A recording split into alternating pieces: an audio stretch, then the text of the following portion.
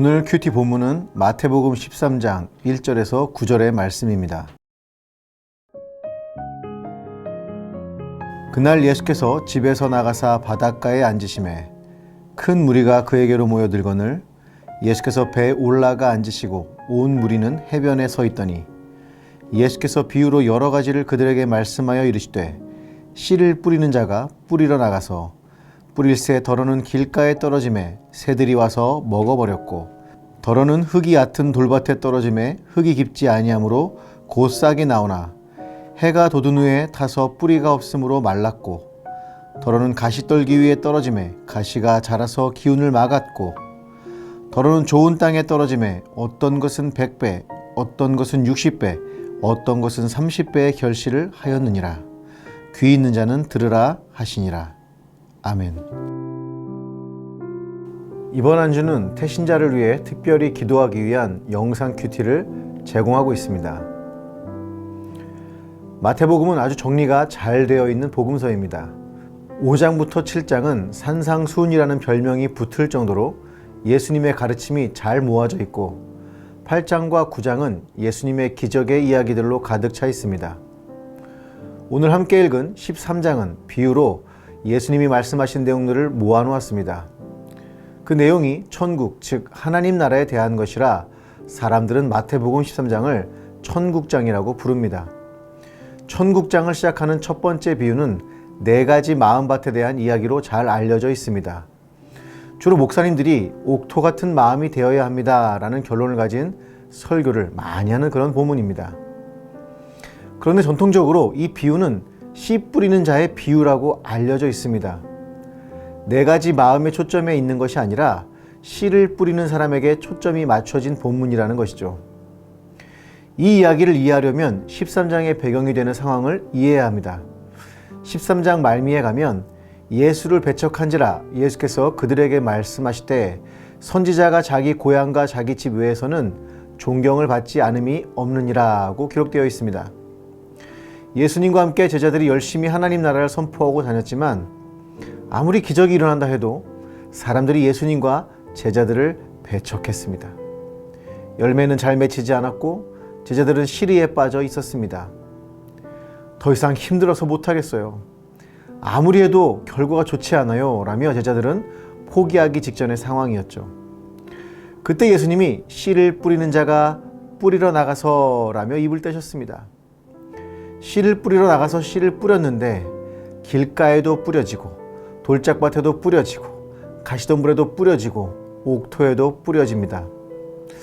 사실 농부가 씨를 밭에다 뿌리지 이상한 곳에 뿌리지는 않을 텐데 왜 이런 일이 일어난 것일까요? 본래 이스라엘은 우리나라와 달리 씨를 뿌리고 밭을 갈아엎습니다. 밭을 잘 정리하고 나서 씨를 가지런히 뿌리는 게 아니라 씨를 뿌리고 나서 그리고 나서 쟁기질을 하기 때문에 뿌려진 씨는 정상적이지 않은 곳에 떨어지는 것이 매우 당연한 것이었죠. 더구나 우리나라는 씨를 일항에 가지런히 뿌리지만 이스라엘은 흩뿌리는 방식이었기 때문에 씨가 여기저기 떨어진 것입니다. 길가에 떨어진 씨는 새가 와서 먹어버렸고 돌밭에 떨어진 씨는 뿌리가 말라버렸고 가시떨기에 떨어진 씨는 자라나지 못하고 열매를 맺지 못했습니다. 여기까지가 바로 천국운동을 하며 다녔던 제자들의 모습이었습니다. 절망할 수밖에 없는 상황이었습니다. 아무리 씨를 뿌리고 복음을 전해도 열매는커녕 사람들이 오히려 공격을 하고 희망이 보이지 않는 상황이었습니다. 그런 그들에게 예수님이 이렇게 말씀하십니다. 덜어는 좋은 땅에 떨어지매 어떤 것은 100배, 어떤 것은 60배, 어떤 것은 30배의 결실을 하였느니라. 사실 당시 농업기술로 30배 이상 결과물을 얻는 것은 불가능한 일이었습니다. 그렇기 때문에 이 결과는 하나님이 부어주신 축복의 결과물이라고 할 수 있습니다. 예수님은 절망과 시리에 빠진 제자들에게 맞아, 힘들지. 복음을 전하는 것은 쉬운 일이 아니야. 어떤 복음의 씨앗들은 자라지도 못하고 새가 먹고 자라다가 말라버리고 성장하지 못할 수도 있어.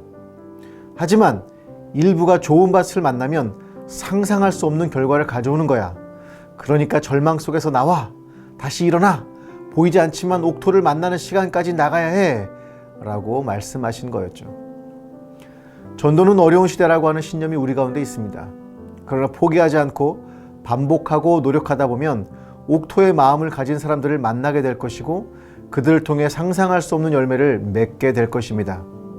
그러니 포기하지 말고 한 발씩 나가는 것이 중요합니다. 비단 교회 일만 그런가요? 청년들의 삶에서 가장 쉬운 것은 포기하는 일입니다. 해봤는데 안 돼요.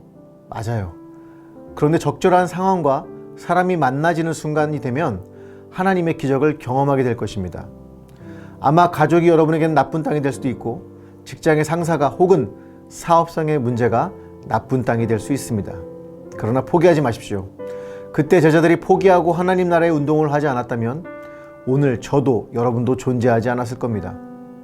언젠가 옥토와 같은 상황을 마주할 수 있으니 오늘부터 열심히 기도하면서 준비해 나갔으면 좋겠습니다. 기도하시겠습니다. 노력하고 애쓰는 자들의 하나님 감사합니다.